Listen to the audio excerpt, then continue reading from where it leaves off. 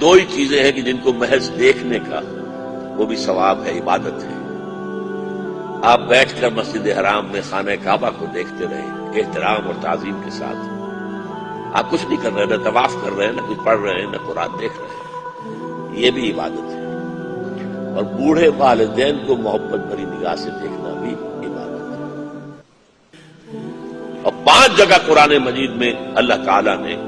اپنے حقوق کے بعد والدین کے حقوق کا ذکر کیا۔ وَقَضَىٰ رَبُّكَ أَلَّا تَعْبُدُوا إِلَّا إِيَّاهُ وَبِالْوَالِدَيْنِ إِحْسَانًا، والدین کے ساتھ دیکھ سکو، اور اگر وہ تمہارے پاس ایک یا دونوں بڑھاپے کی عمر کو پہنچ ہی جائیں، وَإِمَّا يَبْلُغَنَّ عِندَكَ الْكِبَرَ أَحَدُهُمَا أَوْ كِلَاهُمَا فَلَا تَقُل لَّهُمَا أُفٍّ، انہیں کبھی اف نہ کہنا،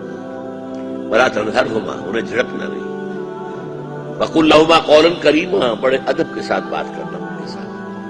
وَاخْفِضْ لَهُمَا جَنَاحَ الذُّلِّ مِنَ الرَّحْمَةِ، ان کے سامنے اپنے کندھے جھکا کر رکھنا عاجزی کے ساتھ،